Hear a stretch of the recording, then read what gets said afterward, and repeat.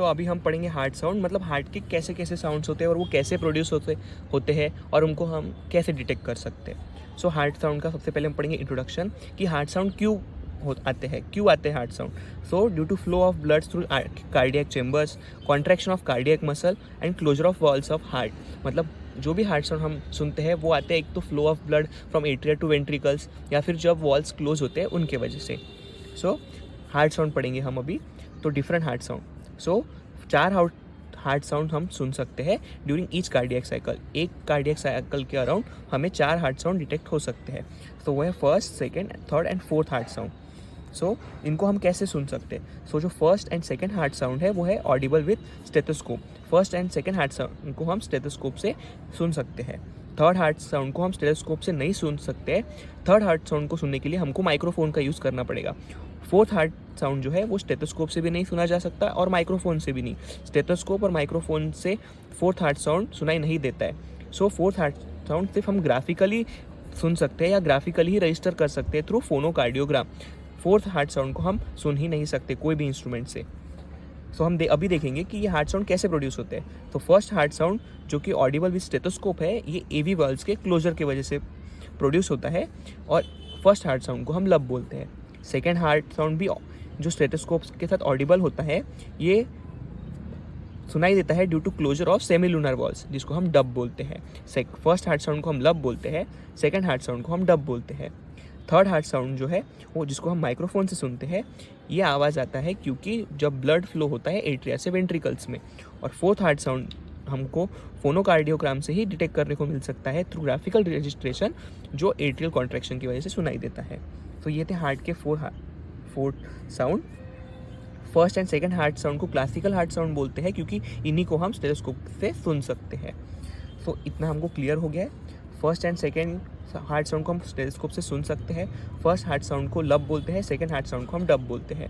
First heart sound closure of atrioventricular valves से सुनाई देता है और second heart sound closure of semilunar valves की वजह से। Third heart sound rushing of blood from atria to ventricles और fourth heart sound due to atrial contraction या फिर एट्रिया के सिस्टोल की वजह से।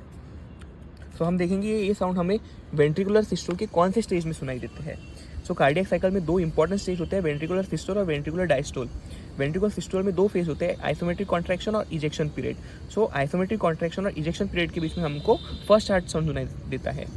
उसके बाद जो वेंट्रिकुलर डायस्टोल होते हैं, इसके 5 स्टेजेस होते हैं, जिसको हम पिरसा से याद कर सकते हैं। Protodiastole, isovolumetric relaxation, rapid filling, slow filling और लास्ट रैपिड फीलिंग। ये वेंट्रिकुलर डायस्टोल के 5 स्टेजेस होते हैं। सो प्रोटोडायस्टोल और आइसोवॉल्यूमेट्रिक रिलैक्सेशन के बीच में हमको मिलेगा second heart sound. Rapid feeling के टाइम पे हमको मिलेगा थर्ड हार्ट साउंड और लास्ट रैपिड फीलिंग के बाद हमको मिलेगा फोर्थ हार्ट साउंड। सो वेंट्रिकुलर जब कॉन्ट्रैक्शन या फिर जब वेंट्रिकुलर साइकिल चलती है तब उसमें हमको हार्ट साउंड कब सुनाई देते हैं वो हमने अभी देख लिया।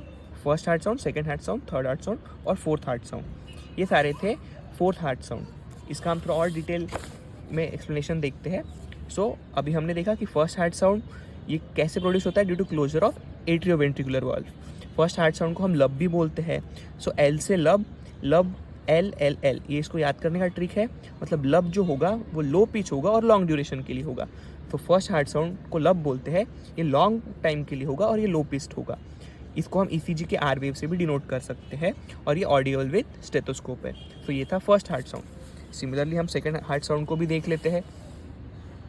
सेकेंड हार्ट साउंड है, सेकेंड हार्ट साउंड क्यों होता है? Due to closure of semilunar valves. Second heart sound को हमको क्या बोलते हैं? डब। सो लब अगर लो पिच था तो डब हाई पिच होगा, और लब अगर लॉन्ग ड्यूरेशन के लिए था तो डब शॉर्ट ड्यूरेशन के लिए होगा। सेकेंड हार्ट साउंड को हम ईसीजी के टी वेव से कंपेयर कर सकते हैं और ये भी हमें ऑडिबल विद स्टेथोस्कोप होगा। सो ये था सेकेंड हार्ट साउंड। उसके बाद है third heart sound. Third heart sound क्यों आता है? क्योंकि ब्लड्स एट्रिया से वेंट्रिकल में फ्लो होता है थ्रू रैपिड फीलिंग। हमने देखा अभी वेंट्रिकल डायस्टोल के थर्ड फेज में रैपिड फीलिंग के टाइम पे थर्ड हार्ट साउंड आता है। सो थर्ड हार्ट साउंड को हम स्टेथोस्कोप से नहीं सुन सकते हैं। थर्ड हार्ट साउंड को हम सिर्फ माइक्रोफोन से सुन सकते हैं। और ये कहाँ दिखता है ईसीजी में? It appears between T and P waves, और इसको हम माइक्रोफोन से सुन सकते हैं। इसका एक बहुत अप्लाइड फिजियोलॉजी है, इंपॉर्टेंट है कि नॉर्मली थर्ड हार्ट साउंड सुनाई नहीं देता है। थर्ड हार्ट साउंड सिर्फ माइक्रोफोन से सुनाई देता है, लेकिन चिल्ड्रंस और एथलीट्स में ये स्टेथोस्कोप से सुनाई दे सकता है। ये हो गया फिजियोलॉजिकल कंडीशन।